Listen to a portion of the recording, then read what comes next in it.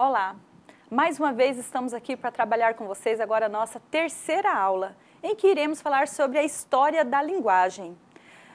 Estamos observando a participação de vocês no nosso fórum, estamos muito felizes com a interação de vocês, mas queremos mais. Queremos que vocês coloquem mais questionamentos para nós, coloquem as suas dúvidas, interaja no fórum, cutuque seu colega de curso para que ele também interaja com você. Então, a partir desta aula, gente, se você ainda não participou do nosso fórum, participe. Estamos aguardando você nos nossos fóruns interagindo. E vamos interagir agora, vamos falar um pouquinho sobre a história da linguagem. O Renascimento e a Antiguidade Clássica. Muitas transformações importantes ocorreram no final do século XV, a primeira metade do século XVI. Nessa época aconteceu a movimentação para a reforma religiosa e houve a resposta da Igreja Romana com a Contra-Reforma e a Inquisição. Então começou aí um conflito e aí vem as mudanças da linguagem, que estava romana, que estava o latim, e aí a Igreja começa a influenciar também no rumo da história da linguagem. Bem, vem surgindo aí então a gramática de Port-Royal, que acontece então o ápice da tendência da época, ou seja, a valorização das línguas modernas da Europa e o declínio do latim. Então, com o conflito da igreja, o conflito da religião, vem surgir agora uma nova língua, essa língua moderna, essa língua mais elaborada. E aí vai deixando o latim de lado, surgindo também a gramática de Port-Royal, entre outras. Assim, no século XVII, resulta a comparação e classificação das línguas de acordo com suas identidades e conseguindo cada vez mais evidências nos estudos da linguagem. Para a Câmara Júnior, 1986, no começo do século XVIII, esta corrente comparatista ganhou mais consistência e segurança, por meio dos estudos históricos e comparatistas da linguagem. Caminha-se para a linguística propriamente dita. Então, já nesse século XVIII, entra essa corrente comparatista. Ela vem para dar mais consistência e segurança para o início da linguística, para o início de uma nova de uma linguagem diferente, de uma nova mudança, do estudo dessa linguagem, como surgiu a linguagem, como que nós falamos. E nós já vimos isso em aulas anteriores. Como que surgiu isso? Como que iniciou mesmo, através do pensamento, através da imitação, através dos gestos, o que é de fato linguagem? No final do século XVII, surgiram as primeiras gramáticas de línguas europeias, em italiano, espanhol, francês, alemão, português e inglês. Dicionários monolíngues e bilíngues, prática que se manteve desde então. De modo geral, os estudos gramaticais tiveram como base a língua escrita pelas classes cultas. Então, aí neste século, o XVII, então vem surgindo já as gramáticas europeias. Ela já vem em italiano, vem em espanhol, vem em português, e os dicionários monolíngues e bilíngues, que vai trazer as diferenças, a forma de falar de cada língua. E os estudos da gramática começam a ser mais motivados, a ter uma base maior, principalmente nas questões da escrita, mais das classes mais altas, né, das classes mais cultas dessa época. Bom, no século XIX inicia a fase comparatista. Os comparatistas buscavam as regularidades nas diferenças entre as línguas com a intenção de estabelecer um elemento comum. Então, os comparatistas vêm fazer o quê? Ele vem buscar, ele quer estabelecer um elemento comum entre as línguas, né? Para que não tenha essa diferença. Mas como que eles vão chegar a isso aí? Então, no século XIX, os linguistas dinamarqueses Hans Husky e Karl Venner e o alemão Jacob Grimm desenvolveram o procedimento comparatista. Ramshansky foi o primeiro a aplicar a comparação histórica das línguas com sucesso. Descobriu o grupo de línguas que foram chamadas mais tarde de indo-europeias. Então, esses estudiosos, eles comparatistas, eles vão fazer essa comparação da história, do surgimento dessas línguas. E há um sucesso ali, porque ele consegue descobrir um grupo de línguas, chamado mais tarde de indo-europeias.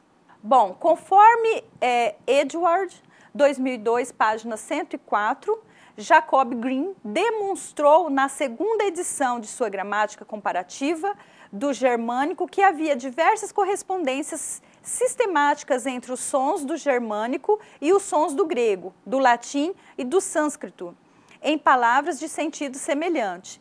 Então, esses estudiosos, principalmente Jacob, ele vai o quê? Demonstrar que existe semelhanças, existe correspondências entre os sons dessas línguas, entre os sons do germânico, o som do grego, do latim. Então, existe ali correspondência, existem sons parecidos que dão o mesmo sentido, o mesmo significado para as outras línguas. Bom, Humboldt definiu que a língua como a atividade incessante da mente humana para expressar os pensamentos. Para ele, a língua vista como uma série de atos de fala, nos quais importava o processo dinâmico da expressão, influencia o mundo pelo qual cada povo vê e organiza o mundo. Bom, para ele aqui, o que ele coloca? Que a língua ela é influenciada pelos pensamentos, ela é vista como uma série de atos de fala.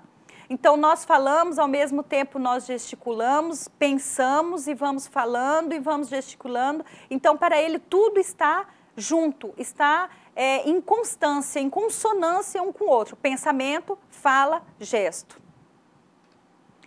Seu princípio direcionado para o fato de que o falante produz um número ilimitado de sentenças, com base em um número limitado de normas, influenciou o desenvolvimento da gramática gerativa no século XX.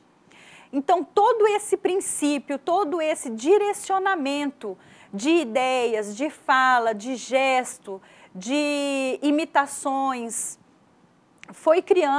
vai sendo criado um número ilimitado de sentenças que nós vamos falando e vamos pensando e vamos ao mesmo tempo interagindo. Então, isso é um grande número de letras, de palavras que vão sendo processadas dentro do nosso cérebro, do nosso pensamento, e vamos falando, e isso aí vai influenciar, então, o desenvolvimento da gramática gerativa. Houve na Europa um segundo grupo de estudiosos da linguagem, os neogramáticos, que eram contra os métodos desenvolvidos pelos comparatistas. Os neogramáticos organizaram por volta de 1870 a gramática comparativa do indo-europeu. Além da fonética, os neogramáticos incluíram em seus estudos morfologia e sintaxe, sendo que a sintaxe como novidade, pois não havia estudos desenvolvidos sobre esse enfoque. Então, olha só aqui, que na Europa vem um segundo grupo. Eles já vêm agora pensar sobre uma linguagem neogramática, onde eles vão estudar cada parte de uma frase, cada parte de uma palavra, ao contrário dos comparativistas. Então, os neogramáticos, eles vêm fazer o quê? Uma organização dessa gramática. Eles vêm agora trazendo uma gramática comparativa, do indo-europeu. Então, além da fonética, eles vão estudar o que também? A sintaxe, eles vão incluir a morfologia nos estudos, que eles vão estar estudando o que significa aquela palavra, o que significa aquela letra, cada parte de palavra, cada som, cada parte de uma frase, até onde é uma frase, o que é uma frase. Então, eles já vêm agora estudando essa nova parte da gramática. Eles vão, os neogramáticos vêm para estudar a gramática em si da língua, da nossa língua. Entre os séculos 19 e 20, o linguista suíço Ferdinand Saussure foi o principal responsável pelas mudanças ocorridas nos estudos linguísticos. Autor do livro Curso de Linguística Geral, que foi organizado por 2 de seus amigos, baseado em 3 cursos ministrados por ele na Universidade de Genebra. Então, o pai da linguística, né, podemos assim dizer, a pessoa que realmente introduziu a linguística, a busca dessa nova linguagem, dessa nova formatação, é Saussure, né? Robbins e Saussure apresentou conceitos que mudaram completamente o modo de se entender a linguística. Criou a dicotomia no tratamento da linguagem, correspondente às dicotomias entre língua e fala, sincronia e diacronia.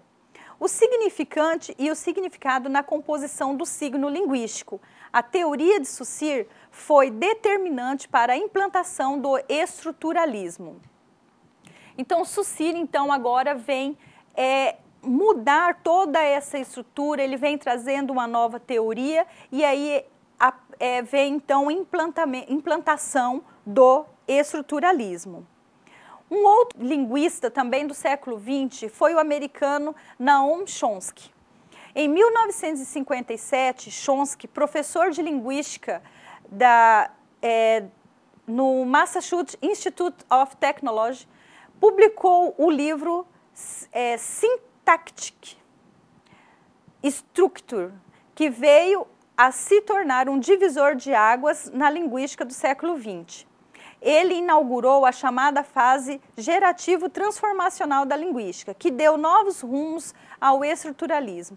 Então, Chomsky ele já vem com novas ideias, com uma nova roupagem, ele busca mudar essa linguística e ele vem, então, ali trabalhando com Saussure para eles estarem aqui mudando essa roupagem, transformando essa linguística. Então, o estruturalismo de Jacobson, componente desse grupo de pesquisadores, é uma de suas figuras mais importantes. Desenvolveu estudos fonológicos e aprofundou-se na poética, vinculando linguística e comunicação. A partir do esquema criado por esse elo, Jacobson concedeu as funções de linguagem aplicáveis a qualquer processo de interação. Então, aqui surge também Jacobson como um dos membros desse grupo de pesquisadores que vem mudar esse estudo, dar mais força aos estudos fonológicos, aprofundar na poética e descobrir mais sobre essa língua. Como essa língua ela é tão falada, de que forma ela é falada? Então, ele vem para estudar a fonologia, como o som sai, como acontece esse som. Esse som tem som de quê? A letra, o A tem som de quê? Então, a fonética vem estar estudando os sons das palavras, os sons das letras. Na década de 60, surgiu fortemente influenciada por Saussure a teoria da enunciação de Benevitz. Nesses estudos, o linguista concebeu a língua como instrumento de comunicação. Então, agora já vem esse estudo, a língua como instrumento de comunicação. Então, nós estamos falando, nós estamos usando a língua como um instrumento de interação, de comunicação com o outro. E a partir da década de 60 e 70, surgiram grandes campos de investigação. A pragmática, a psicolinguística, a análise do discurso, a linguística histórica, análise de conversação, neurolinguística, linguística do texto e sociolinguística. Então, a partir da década de 60, vem então surgindo vários campos de investigação. A pragmática, a psicolinguística, o que a linguística está ligada à psicologia, o que isso muda em nossas vidas, em nossa fala, em nossa mente, a análise do discurso, né, a forma de que falamos, está sendo analisada, está sendo vista, observada. Então, esses campos de investigação, eles vêm para aprimorar a nossa língua, para mostrar a evolução que estamos tendo a cada surgimento de novas palavras, surgimentos de novos textos. E o pensador russo Mikhail Bakhtin 1895 a 1975, foi o precursor dos estudos da polifonia discursiva, criando o dialogismo em todas as suas possibilidades, entre interlocutores, entre textos, entre obras. Sua abordagem foi a linguagem, contribui com as teorias de intertextualidade e interdiscursividade. Então, Bakhtin vem já fazer o quê? Um diálogo entre as obras, um diálogo entre os textos, um diálogo entre os interlocutores. Ele vem aproximar essas obras, uma dialogando com a outra, uma interagindo com uma outra. Essa linguagem, ela vem contribuir com essas teorias, né? A questão da intertextualidade, da interdiscursividade. Como acontece essa interatividade? Então, Bakhtin já vem com esse novo estudo da interação. A intertextualidade evidencia que um texto pode dialogar com o outro texto, tanto no conteúdo quanto na estrutura. E a interdiscursividade mostra que qualquer emissão verbal traz conteúdos de outras emissões e de outros emissores. Então é isso aí que Bakhtin traz, a interação de um texto com o outro, de uma obra com a outra, a interação da emissão verbal com outros conteúdos. Assim, no século XX, destacamos resumidamente 3 teorias linguísticas: o estruturalismo, o gerativismo e o funcionalismo, que nós iremos ver cada um detalhado mais à frente nas nossas aulas. A partir das décadas de 60 e 70, surgiram grandes campos de investigações linguísticas. E os estudiosos mais importantes deste período do século XX, foram Saussure, Noam Chomsky e Roman Jakobson. Esses foram os pensadores, os estudiosos importantes do século XX para a linguística. E estaremos, então, nas nossas próximas aulas, nos aprofundando mais nessa questão do estruturalismo, do gerativismo e do funcionalismo. A nossa próxima aula de número 4, estaremos falando sobre signo, semiótica e semântica. E estamos encerrando a nossa aula número 3. Até a próxima.